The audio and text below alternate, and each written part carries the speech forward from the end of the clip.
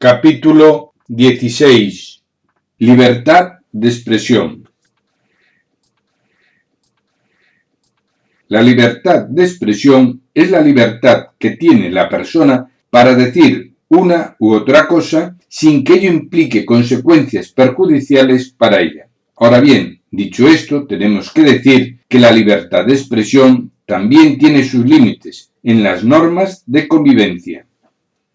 Derecho fundamental de la democracia. La libertad de expresión es un derecho fundamental en toda democracia. Sin libertad de expresión no existe democracia, pues la democracia se fundamenta en la libre circulación de ideas. Sin ir más lejos, los partidos políticos se basan en la libertad de expresión, pues unos partidos políticos exponen unas ideas políticas y otros otras. Ahora bien, cuando se habla de libertad de expresión, en democracia no nos estamos refiriendo a los partidos políticos, sino más bien al ciudadano como tal, es decir, a la persona. Por lo tanto, la libertad de expresión es mucho más que exponer ideas políticas. La libertad de expresión es poder decir cosas que uno considera que se deben decir, poder criticar aquellas conductas o actos que se consideran que son incorrectos y, en definitiva, poder decir lo que se piensa sin que ello implique consecuencias perjudiciales. Es muy importante definir aquí qué debe entenderse por consecuencias perjudiciales, porque muchas personas pensarán que nos estamos refiriendo a sanciones legales y no es así. En democracia, la sanción legal es la consecuencia lógica por la realización de un acto punible, por lo tanto, no puede considerarse como una limitación de la libertad de expresión. Aquí, al hablar de consecuencias perjudiciales, nos estamos refiriendo a todos aquellos actos que, no siendo una sanción legal impuesta por el Estado, presionan a la persona con la intención de impedirle que exprese su opinión. A modo de ejemplo, y con una finalidad meramente orientativa, podemos señalar 1. Abuchear o señalar en la calle o en el lugar de trabajo a la persona o a su familia, el llamado escrache, que es sumamente grave cuando se hace sobre hijos menores de edad. 2. Desprestigiar públicamente a la persona diciéndole cosas como mentiroso, dictador, nazi, facha, racista, etc., sin que exista fundamento alguno para ello. 3. Hacer pintadas públicas desprestigiando a la persona en la zona donde vive o trabaja. 4. Incluso la realización de actos punitivos como puede ser pintadas en su vivienda, en el coche, entorpecer su vida privada, laboral, etc. Muchas personas considerarán que estas conductas no son graves, es más, incluso es posible que, de buena fe, hayan participado en alguna de ellas. Esto es un error muy grave, pues estas conductas atentan a la libertad de expresión de la persona y al respeto a la persona, que es la base de toda democracia. Las personas que organizan o promueven estos actos son auténticos antidemócratas, pues saben perfectamente lo que hacen, impedir la libertad de expresión de otra persona. Y si consiguen sus fines, cada vez irán a más y poco a poco impondrán por la vía de hecho, es decir, de forma forzosa, sus criterios, sin que nadie les pueda criticar. De esta forma es fácil engañar a la gente, pues la gente desconoce la verdad. No debemos olvidar que al principio esta fue una de las técnicas empleadas por el nazismo y al final terminaron prohibiendo cualquier opinión contraria a la suya. Con lo cual, estas conductas aparentemente inofensivas son doblemente peligrosas. Por un lado, impiden el buen funcionamiento y desarrollo de la democracia y por otro lado, permite a los antidemócratas controlar la democracia y si esto ocurre, la democracia desaparece. No es de extrañar que el artículo 19 de la Declaración Universal de Derechos Humanos disponga: todo individuo tiene derecho a la libertad de opinión y de expresión. Este derecho incluye el de no ser molestado a causa de sus opiniones. Límites de la libertad de expresión. Como se ha dicho, la libertad de expresión tiene sus límites en la vulneración de las normas de convivencia del Estado democrático, es decir, los derechos de la persona, la democracia y la seguridad del Estado. Estas normas de convivencia suelen estar amparadas por el derecho civil, el derecho administrativo y el derecho penal, y su vulneración acarrea la correspondiente indemnización, sanción o pena.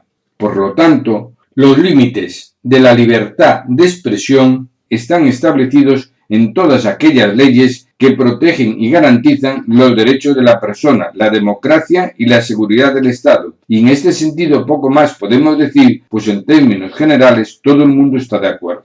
Ahora bien, en un Estado democrático los ataques a la libertad de expresión no suelen proceder del Estado, sino de grupos muy concretos que, alegando libertad, su libertad, impiden a otras personas expresarse. Grupos que, para justificar su conducta antidemocrática, siempre alegan una retahíla de principios y derechos democráticos que ellos no respetan, y de esta forma evitan que se les castigue. Y lo malo no es que generalmente estas conductas no se castiguen, sino que lo peor es que mucha gente demócrata piensa de buena fe que son conductas lícitas e inocuas, cuando constituyen un fraude democrático y atentan contra la esencia misma de la democracia, la persona y la convivencia. La mejor forma de que seamos conscientes de que estas conductas son antidemocráticas es exponiendo alguna de ellas. Acoso y boicot político. El acoso y boicot político se suele emplear con mucha frecuencia para impedir que una persona exprese libremente sus opiniones e intimidar a todas aquellas personas que piensen igual para que callen.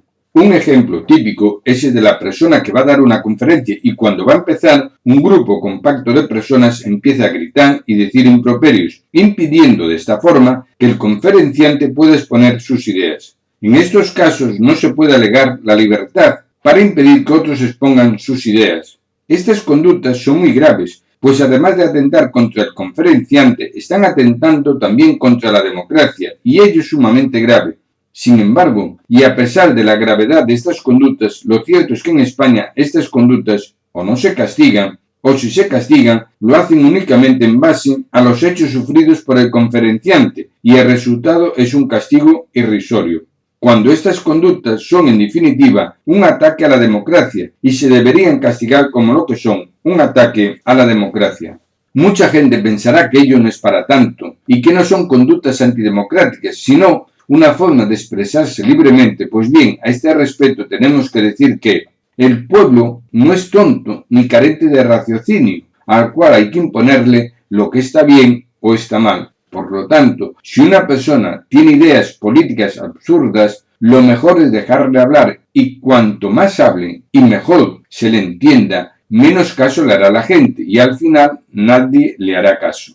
Si lo expuesto en el párrafo anterior es de pura lógica, ¿por qué no dejar hablar a la persona? Porque saben perfectamente que el conferenciante tiene razón y ello les perjudica y les da miedo que la gente se entere de lo que dice el conferenciante. Una persona puede no creer en la democracia, es decir, no es demócrata, no pasa nada, pero ello no significa que se tenga que dedicar a impedir que otra persona exponga sus ideas. Si una persona impide a otra exponer sus ideas políticas, no estamos ante una persona que no es demócrata, sino que estamos ante una persona que es antidemocrática, ya que atenta contra la democracia y su conducta debe ser castigada. Si este tipo de conductas no se castigan, ello demuestra que existe un déficit democrático muy grave.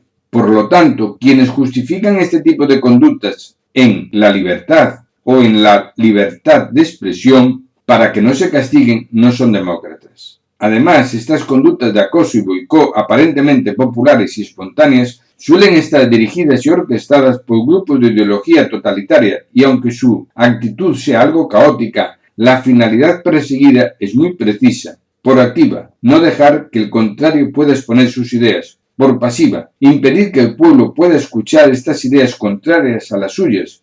En el fondo, lo que están reconociendo es que su ideología no puede competir con la del conferenciante. Por eso lo acallan. Y disuadir a cualquier otra persona de exponer este tipo de ideas. Por último, debemos decir que cuando se analiza en conjunto este tipo de acosos, se llega a la conclusión de que algunos de estos grupos son una franquicia de un partido político, para que, de esta forma, nadie pueda decir que es un partido antidemocrático, y si se lo dicen, negarlo. Sin embargo, al mismo tiempo que niegan su relación con los hechos y dicen que ellos son un partido demócrata, manifiestan su beneplácito con lo ocurrido con expresiones como: no nos alegramos de lo que ha pasado, pero comprendemos que la gente se rebele contra ideologías de este tipo. No nos parece bien lo que ha pasado, pero peor aún es que se permitan exponer ideologías de este tipo, etcétera, etcétera. Pues bien, a todas aquellas personas demócratas que de buena fe son simpatizantes con este tipo de actuaciones y con este tipo de partidos, les debemos decir: 1. Si se considera que una ideología es antidemocrática, su obligación como demócratas es solicitar a los tribunales de justicia la prohibición de estas ideologías. 2. Si se considera que un partido político es antidemocrático, su obligación como demócratas es solicitar a los tribunales de justicia la prohibición del partido en cuestión y el castigo para sus dirigentes. En resumen, lo que están acreditando quienes así actúan es que los antidemocráticos y la ideología antidemocrática no es la que se critica, sino los que simpatizan con estas conductas antidemocráticas. Por ello no acuden a los tribunales de justicia. Tergiversación de los principios democráticos. La libertad de expresión no puede amparar manifestaciones que tergiversen los principios democráticos con la finalidad de negar o vulnerar la legitimidad democrática y aquellos atentados contra el propio Estado democrático. Por ello, todo Estado democrático debe impedir de raíz y castigar la tergiversación de los principios democráticos que atentan contra la democracia, la seguridad del Estado y la convivencia ciudadana. La tergiversación de los principios democráticos se puede hacer de múltiples formas y también depende del contexto. Para concretar y a modo de ejemplo podemos decir: el señor Mas, que fue presidente de la Generalidad de Cataluña, partidario de la independencia de Cataluña, alega el derecho a decidir del pueblo catalán. Este argumento es una tergiversación de los principios democráticos por los siguientes motivos. Da a entender que en España los catalanes carecen de representación democrática y, en consecuencia, está negando la legitimidad democrática española. Un Estado democrático no debería permitir negar su legitimidad democrática, pues ello justifica cualquier transgresión democrática. Los ciudadanos de Cataluña participan en la democracia española con plenitud de derechos, y buena prueba de ello son las elecciones generales de España del año 2011, en las cuales se dieron, entre otros, los siguientes resultados. CiU, Convergencia y Unió, coalición con ámbito territorial en Cataluña y en la cual estaba integrado el señor Mas, obtuvo 1 millón de votos y una representación parlamentaria de 16 diputados. UPyD, Unión, Progreso y Democracia, partido con ámbito territorial en toda España, obtuvo 1.100.000 votos y una representación parlamentaria de 5 diputados. Es evidente que el señor Mas no puede desconocer la sobrerepresentación parlamentaria de su partido. Por lo tanto, la utilización que hace de la expresión derecho a decidir del pueblo catalán es una tergiversación de los principios democráticos. Por ello, cabe pensar que lo que pretende con esta frase manipuladora es imponer su criterio por encima de la opinión mayoritaria del pueblo español. Apología del odio. Tampoco puede amparar la libertad de expresión la apología del odio o la exaltación de los sentimientos negativos, pues ello induce al enfrentamiento entre los ciudadanos. Es por ello que el artículo 20 del Pacto Internacional de Derechos Civiles y Políticos, en consonancia con la Declaración de Derechos Humanos de Naciones Unidas, dispone: toda apología del odio nacional estará prohibida por la ley. Repetimos, toda apología del odio nacional estará prohibida por la ley. Odio político. El odio político es un sentimiento negativo que muchos políticos utilizan para no asumir responsabilidades y echarle la culpa de todo al contrario y de esta forma mantenerse en el poder. El problema del odio político es que además de echar la culpa al contrario implica otras consecuencias mucho más negativas para la sociedad, pues para que se produzca el odio político y que éste sea eficaz para el político es necesario crear y generar en la sociedad otros factores como son: dividir a la sociedad estableciendo diferencias entre unos y otros. Una vez que se ha dividido a la sociedad, enfrentar a los grupos contrarios. Las consecuencias del odio político siempre son nefastas para los ciudadanos. 1. Impide un proyecto común de sociedad que permita a los ciudadanos progresar y convivir en armonía. 2. Al no existir un proyecto común, el Estado funciona de forma desorganizada y descoordinada. Impide hacer cosas que funcionarían en beneficio de todos. Además, impide responsabilidades políticas, pues el ciudadano no puede saber si hubo una mala gestión o es culpa del contrario. 3. Consecuencia de que no exista un proyecto común es que los muchos impuestos que pagan los ciudadanos no están en relación con los servicios que presta el Estado. 4. Consecuencia de que no exista un proyecto común es el despilfarro económico de los políticos. Los políticos son los grandes beneficiarios en estas situaciones, o como dice el refranero español, a río revuelto, ganancia de pescadores. Y aquí los pescadores son los políticos y no el pueblo. 5. Consecuencia de lo anterior es que se hacen las cosas mal, se producen muchas injusticias y se generan problemas sociales. Y cuando surge un problema muy grave, la culpa se echa al contrario, y esta actitud impide subsanar los problemas de raíz, y lo único que se hace es poner parches e ir tirando. 6. Una sociedad donde se instala el odio político progresa muy lentamente o no progresa, pues no es necesario ver y estudiar las causas de los problemas existentes para solucionarlos y mejorar, pues ya sabemos de antemano la solución. El contrario tiene la culpa de todo. Esta técnica de que la culpa de todo la tiene el contrario y que si hacemos desaparecer al contrario todos los problemas se solucionan, lleva a la aniquilación de la sociedad, pero permite a muchos políticos ambiciosos e incompetentes mantenerse en el poder toda su vida, pues ellos nunca tienen culpa de los males que aquejan a la sociedad. La culpa siempre es de los contrarios. Es más, cuanta más culpa le eche a los contrarios, más afianza su poder. Efectivamente, cuanto más le eche la culpa al contrario, más defiende en apariencia a los suyos y en consecuencia los suyos le seguirán votando al ser la persona que en apariencia más le defiende. Si no existiera el odio al contrario, los ciudadanos se cuestionarían por qué no se solucionan sus problemas, por qué la sociedad no mejora, a dónde van a parar los impuestos que pagan, etcétera, etcétera. Y entonces se darían cuenta que el político de turno es un aprovechado que se preocupa únicamente de sus intereses y no del interés del pueblo. La mejor prueba de que esto es así la tenemos en España, pues desde hace muchos años, pero que muchos años, se escucha a la gente decir las mismas frases. Todos los políticos son iguales, unos ladrones. Todos van a robar. Da igual a quién votes, todos son iguales. No hay a quién votar, etcétera, etcétera. De todas estas frases conviene resaltar aquí las dos últimas. Da igual a quién votes, todos son iguales y no hay a quién votar. Volvamos ahora al odio político y observamos a grosso modo lo siguiente. Los políticos de derecha amenazan a los suyos diciendo, si gobierna la izquierda, esto es el caos, la pobreza, el desorden, el desgobierno, etcétera, etcétera. Yo soy el único que puede evitarlo.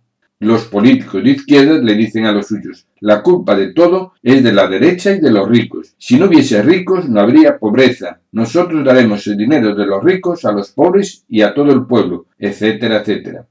Los políticos independentistas le dicen a los suyos, la culpa de todos nuestros males y de nuestras miserias la tiene España. Nosotros seríamos un país riquísimo y todos viviríamos de maravilla. Nosotros estamos manteniendo a todos los españoles, si no fuera por España, etcétera, etcétera. La consecuencia de este odio político es que establece un círculo de autojustificación para el político corrupto e incompetente, que lo único que pretende es mantenerse en el poder y vivir a cuenta del pueblo, pues, por un lado, el político de turno no asume responsabilidades, ni tiene que justificar nada. La culpa siempre es del contrario. Por otro lado, el ciudadano, como todos los políticos son iguales, unos ladrones, y no hay a quien votar, al menos vota a los suyos.